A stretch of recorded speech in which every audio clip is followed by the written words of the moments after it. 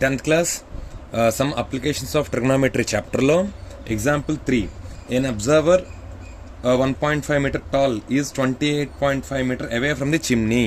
Okay, so ఒక observer అంటే ఒకడున్నాడు అనమాట. వాడు 1.5 మీటర్ టాల్, వాడి ఎత్తు 1.5 మీటర్ అంటే వాడిది ఏబి అనుకోండి, వాడి height 1.5 meter tall. Okay, is 28.5 meter away from the chimney. ఒక చిమ్నీ ఉంది, ఒక చిమ్నీ అంటే ఒక పొగ్గొట్టం. ఇది 28.5 meters away from the chimney అంటే వీడు దీనికి 28.5 మీటర్ దూరంలో ఉన్నాడు. ఓకే, సో దీన్ని సి అనుకోండి. Next the angle of elevation of top of the chimney from her eyes అంటే వీడి ఐస్ ఎక్కడ ఉంటాయి, ఇక్కడ ఏ పాయింట్లో ఉంటాయి. వీడి ఐస్ నుండి కంటి చూపు నుండి ఈ యాంగిల్ ఆఫ్ ఎలివేషన్ అంటే చిమ్నీ యొక్క హైట్ యాంగిల్ ఆఫ్ ఎలివేషన్ పైన ఎంతకు చూస్తున్నాడు, 45 డిగ్రీస్ చూస్తున్నాడు. ఓకే, చూస్తుంటే find the height of the chimney అంటే ఈ పాయింట్ని ఈ అనుకోండి, find the height of the chimney. Okay, ఫస్ట్ది మనకి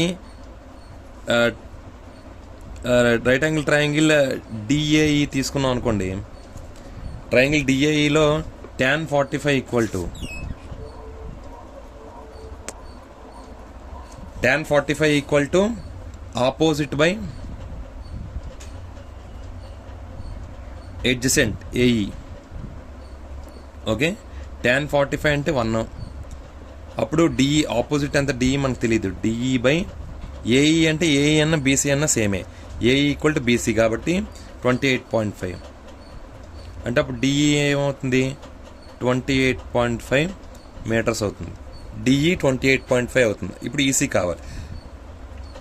ఇప్పుడు మనకి ఈసీ అంతా, ఏబి అంతా, ఈసీ కూడా అంతే 1.5 మీటర్స్.